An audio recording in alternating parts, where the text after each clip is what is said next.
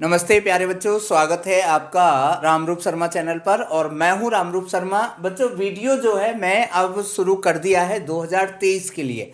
तो आपने अगर चैनल को सब्सक्राइब नहीं किया है तो सब्सक्राइब जरूर कर लेना और बेल आइकन भी प्रेस कर देना, ऑल पर सेट कर देना बच्चों, क्योंकि अब जितने भी नए नए नोटिफिकेशन आएंगे वो सारे के सारे नोटिफिकेशन मैं आपको लाइव क्लास में या वीडियो में लेके लगातार आता रहूँगा। ध्यान रखिएगा, अगर आप जेईई के एस्पिरेंट बनना चाहते हैं तो आपको अपडेटेड रहना बहुत ज़रूरी होगा। आपको पता होगा कि एनटीए जो बॉडी है वो हट जाएगी अब, और अब जेएबी की बॉडी आएगी जेईई मेंस 2023 के एग्ज़ाम को कराने के लिए। साथ के साथ नेशनल एजुकेशन पॉलिसी का इम्पैक्ट भी इस पर दिखाई देगा।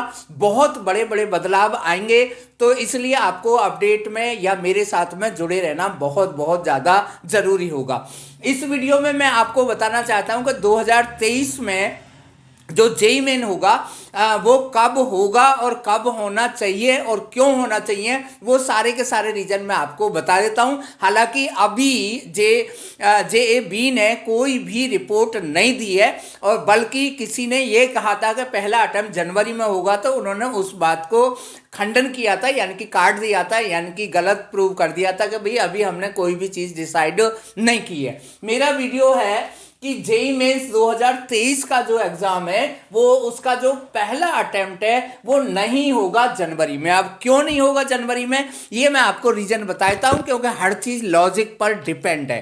पहला जो रीजन है वो सबसे पहले ये है कि बोर्ड ने, खासतौर पे सीबीएसई बोर्ड ने और भी कई सारे बोर्ड ने ये पहले से ही डिसाइड किया हुआ है कि जो हमारे एग्जाम हैं वो आपके 15 फरवरी से स्टार्ट हो जाएंगे, और ये एग्जाम फरवरी से स्टार्ट होकर और पहुंचेंगे अप्रैल तक। तो इसलिए 15 फरवरी से अगर एग्जाम है तो और जनवरी के लास्ट वीक में जो एग्जाम होना है वो पॉसिबल नहीं है, क्योंकि जेईई मेंस के एग्जाम में और बोर्ड के एग्जाम में कम से कम 1-1.5 महीने का डिफरेंस होना जरूरी है। दूसरी जो बात है वो ये है कि जो सीबीएसई बोर्ड का पैटर्न है, आपने देखा होगा कि करीब 30% जो पार्ट है वो इंटरनल असेसमेंट के ऊपर डिपेंड है। उसमें प्रैक्टिकल वर्क भी इंक्लूड है, उसमें प्रोजेक्ट वर्क भी इंक्लूड है, उसमें फाइल वर्क भी इंक्लूड है। और जब प्रैक्टिकल जो एग्जाम है वो 1 जनवरी से स्टार्ट होंगे और पूरे जनवरी तक ये एग्जाम चलेंगे।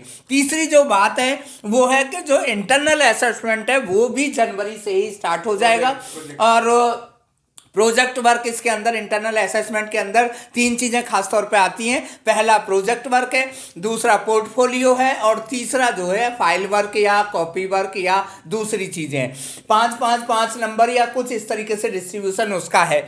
और इससे भी बड़ी जो बात है बच्चों वो ये है कि नॉर्थ ईस्ट और नॉर्थ में जो है जनवरी में, क्योंकि बहुत ज़्यादा ठंड होती है, तो वहाँ पर जो प्रैक्टिकल वर्क है या इंटरनल असेसमेंट जो है वो आपका दिसंबर के करीब में ही शुरू हो जाएगा। तो ये पॉसिबल बिल्कुल भी नहीं है। नहीं, अगर ऐसा करने की जेएसी ने कोशिश की, जेएबी ने कोशिश की, तो फिर लास्ट ईयर की तरह फिर वही पंगा होगा कि 10 दिन तक पता है कि हमारा एग्जाम होने वाला है, 10 दिन बाद अचानक नोटिस आ गया कि भाई एग्जाम पोस्टपोन्ड हो गया। तो ये जो पोस्टपोन्ड का नाटक है उसे खत्म करने के लिए डेट को फिक्स रिलीज कर देना चाहिए।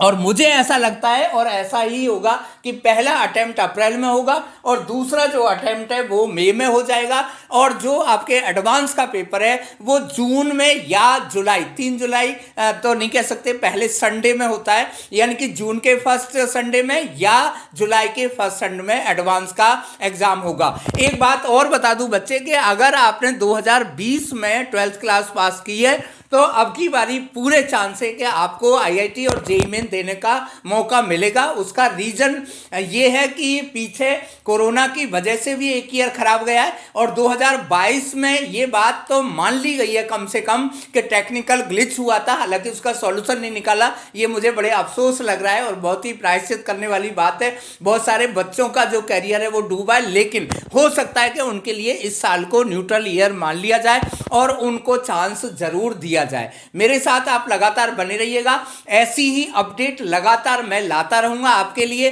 100%, और ठीक तरीके से पढ़ते रहिएगा। Thank you so much and all the very best.